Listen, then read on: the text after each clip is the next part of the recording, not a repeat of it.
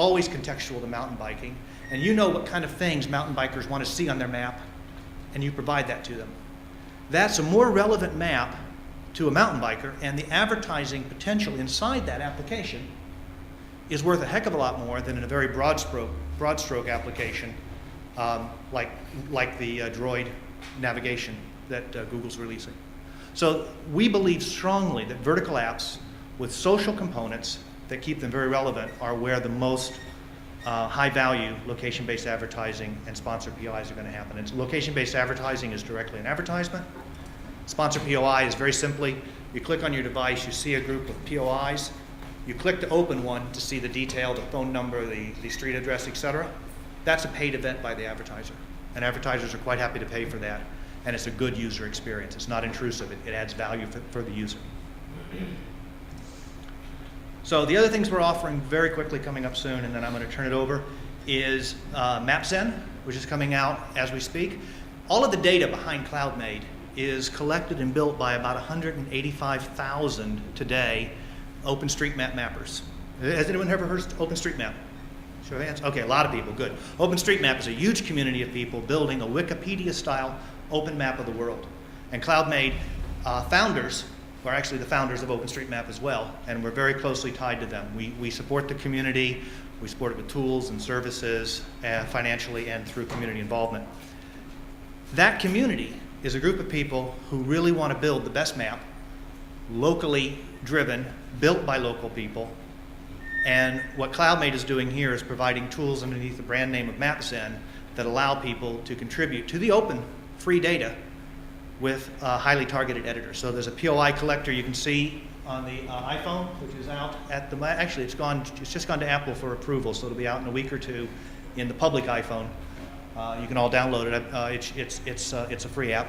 And you can add POIs. So if you want your local Starbucks to show up on the map, you can just put it in if it's not there already, and it'll show up on the map across the world. This is a very strong community, and what we find is that a lot of our navigation providers in particular want their users to be able to correct and evolve the map under their branding, but back into the public map, and so then they see it on the navigation device. We're also offering turn-by-turn navigation, which is coming out in 2 or 3 weeks.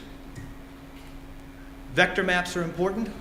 Vector maps allow the developer to actually get the data behind the map as well as the image of the map so that they can do interesting things with it. You can trace lines, you can look at outlines of roads, you can look at intersections, or you can render it yourself.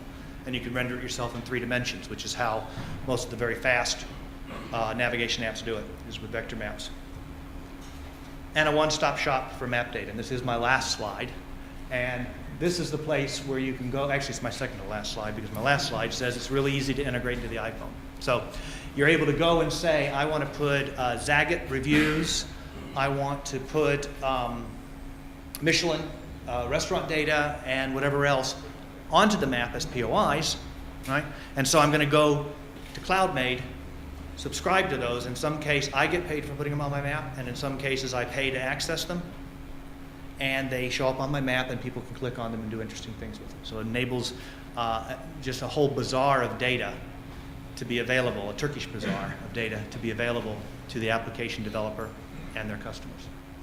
And that, I'll skip the promo slide, is what CloudMade does.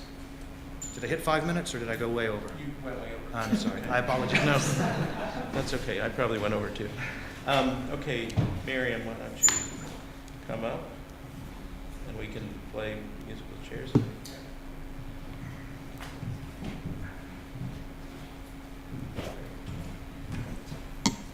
Good morning. My name is Miriam Warren, and I head up community and marketing for Yelp on the East Coast of North America and also here in the UK. We're coming up on our 1-year anniversary. I'm hoping you'll all come to the party. That'll be in January. You'll be getting your engraved invitation soon. It's been exciting for us. We launched in Canada also about a year ago, and here in the UK, and just have been having an excellent time since then. And one of the sort of hallmarks of the work that we've been doing has been through our various mobile applications, including that for the iPhone. So just to give you a bit of a brief primer, Yelp is a website that connects people to great local businesses. So if you were looking for someone to groom your dog, or someone to clean your teeth, or someone to cut your hair, or a place to get a great Sunday roast, which is something I'm always looking for, you can find it on Yelp. And lest you think that Yelp is only about restaurants, while we do know that most people eat out probably a lot more than they buy vacuum cleaners or Hoovers in this case, and probably eat out a lot more than they go shopping or hire a plumber. Makes sense why the majority of the reviews are for restaurants, but that a very significant number of those reviews also come from different verticals such as auto and travel and hotels, nightlife, home services, and the like. Over 25 million unique visitors came to the site globally last month, and we now have more than 8 million reviews on the site globally as well. Just to give you a sense of the timeline for Yelp Mobile, we actually started with a WAP site. Does anyone remember WAP? It's actually still out there. And it started in August of 2006. And then we launched the iPhone app in July of 2007. And that was sort of precipitated by a couple of things. One was the software developer kit released by Apple, and then also the significant uptick in traffic that we saw to the mobile site. Since then, we've been iterating on it. So the initial iPhone app launch in 2007 was very basic, allowing our users to access the information. And what we've been doing successfully since then is iterating on that, so adding things that our users are really asking for. So the opportunity for them to create 140-character quick tips. So for example, if you were in a pub having a Sunday roast that was particularly lovely but didn't accompany a really great Yorkshire pudding, you might say, skip the Yorkshire pudding at this place. And now we, as you can see in some of these examples, we have the availability for folks to draft a review. So admittedly, we were concerned that the quality of reviews might go down because people were writing these reviews from a mobile device, and I don't know about all of you, but I typically don't want to type a lot when I'm on a mobile device. So what this actually does is allows the user to draft the review so that they can then have the sort of high points or low points, as it were, and they can go back to their desktop or laptop and actually continue and finish and publish the review. One of the most interesting things that we've done recently is an augmented reality piece for our Yelp application. And this is our community manager in Manhattan, and I believe this was taken right across the street from our office in Madison Square Park. Her name is Jane. Cute girl not included in the app. So Jane is here, and we are actually using the monocle live. And so basically what it does is it is allowing you to take the phone and point it around and actually see which businesses are available to you. And so this is something that's actually sort of very, very, very early stages for us, but it's something that we find extremely fascinating and something that we think will continue to iterate on, and the possibilities there are really endless.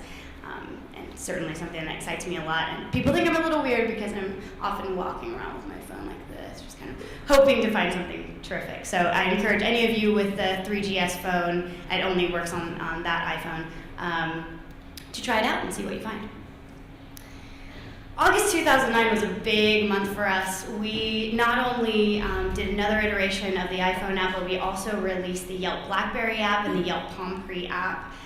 Both of these are pretty exciting for us just because we know that not everyone uses an iPhone. So if you're out there with a BlackBerry or a Palm Pre, you can also get us there. And that's really sort of all I have to say, because I know we're running quite quick. But I think in terms of where we're going for the future, you'll see some exciting stuff coming out for our next iteration for the iPhone app for Yelp, which will be coming out in the next few months. So look out for it. And in the meantime, I look forward to you friending me on Yelp.